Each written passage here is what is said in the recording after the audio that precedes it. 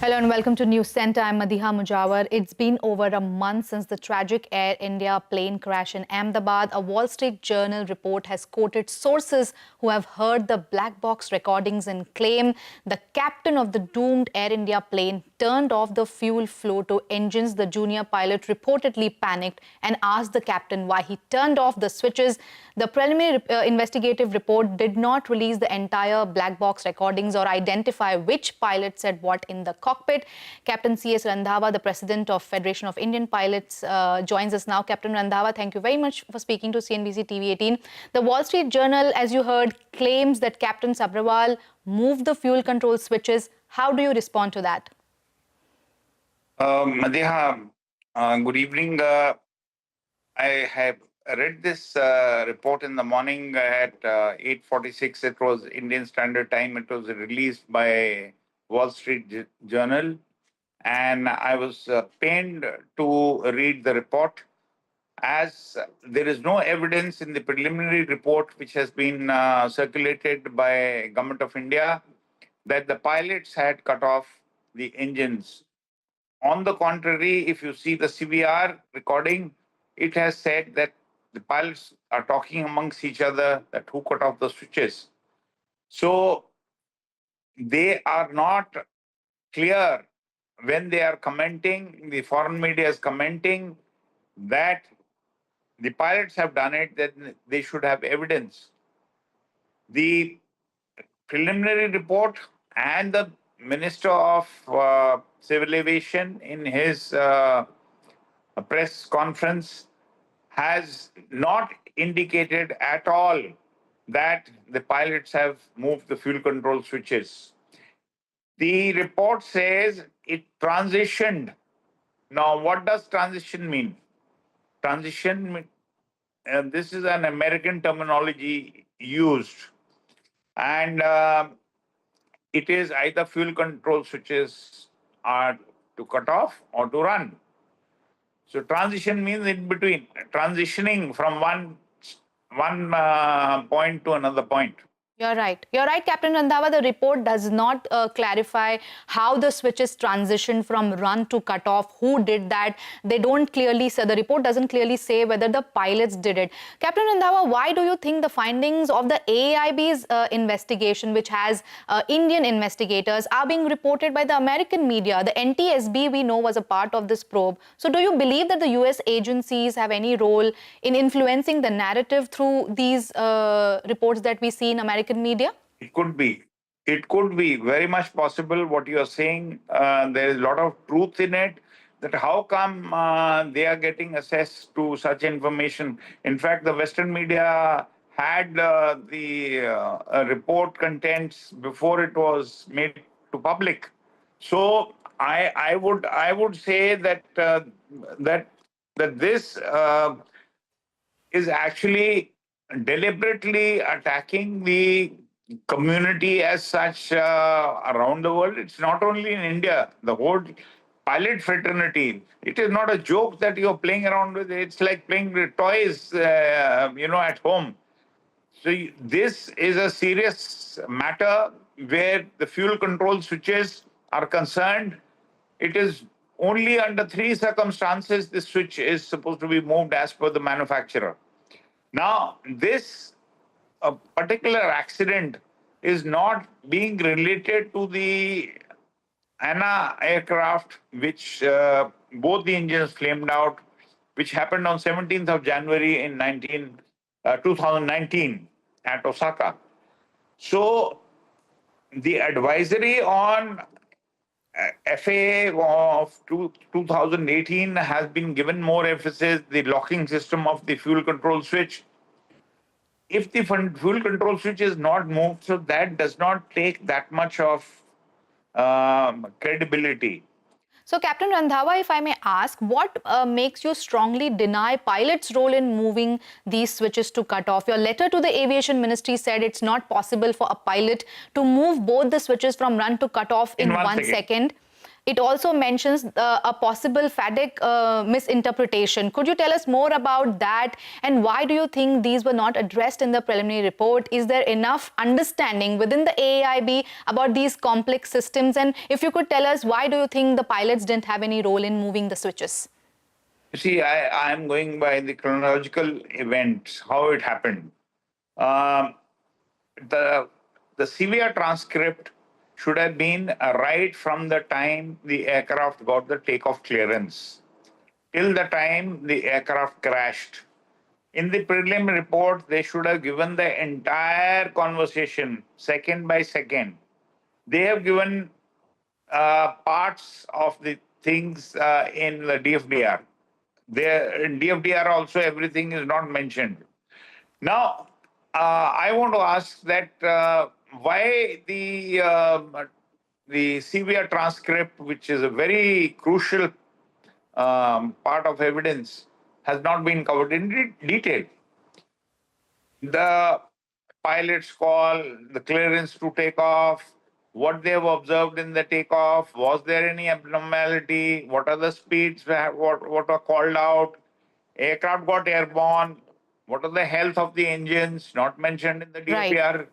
Then subsequently, the first action is when the aircraft gets airborne, the landing gear is taken up by 50, 70, 80 feet. Now, why is the landing gear not gone up? I want to know that. Nothing has been mentioned. Nothing. Captain Randhawa, if you could tell us what are the possibilities of the fuel switches turning from run to cut off?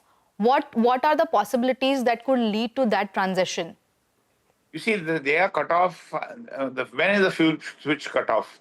Once it is put to run, it is cut off when you want to cut the engine. Now, the Boeing company says there are only three exigencies in which in the air you normally cut off that engine. One is a possibility when both engines are flamed out because you put it to cut off and run, because to reset the EEC, electronic engine control, and to start the relighting process. The second is when engine has caught fire, you want to cut off the fuel supply, so you want to be doubly sure. Though the fire handle will cut off the fuel supply, but to make sure you cut off the fuel control switch also. Now, the third case is when there is a severe damage on the engine or it stalls. That is the third exigency under which the fuel control switch is cut off. So, Captain Randhawa, you've also said in your letter that if the wreckage is showing switches back in the run position, so what does that indicate to you about the crew's actions in the cockpit? And you were just mentioning that as well. So I added just another question on the wreckage showing the switch buttons to run position again. That makes me more sure that the pilots have not touched the fuel control switches because they were found in run position. And the second point is, if the pilot cut off the fuel control switch, it's taken 10 seconds to put it on. What rubbish! Because what we train the pilots, I have trained so many pilots that in case of dual engine flame out, the fuel switch is cut off and put to run, then the other one. So we do this action. So right? why do you think the AAIB is not releasing the entire transcript of the cockpit recording? What is holding it back? That is very intriguing to me. And firstly, I want to tell you, Madhya, that there's not a single pilot on the investigation committee. We questioned that. No pilot. And we have been saying, forget about the pilot, we said that you need subject matter experts and Boeing 787 qualified pilots, engineers, and air safety specialists who should be in the board or in the committee. Right. Lastly, Captain, what I will like to ask is, does the pilot fraternity feel this investigation is leading towards blaming the crew prematurely? Is that what you feel? Yes, the pilots are demoralized, and it is not good to have demoralized pilots flying. That was Captain Randhawa of the Federation of Indian Pilots. We are now joined by former Joint Director at DGCA, JS Rawat. So thank you very much for joining the show. I'm sure you've read the Wall Street Journal report that says Captain Sabharwal turned the fuel switches to cut off. How do you respond to that? WSJ says they have sources who've heard the black box recording, and that's how they've reported that the first officer panicked, but the captain was calm. How do you respond to that? Basically, this is based on the information what they have received. I think NTSB and Boeing was also involved in the accident investigation. So whatever information they have received, on the basis of that, now the report says that the recording seems to suggest that Captain Sabharwal cut the fuel engines seconds after takeoff.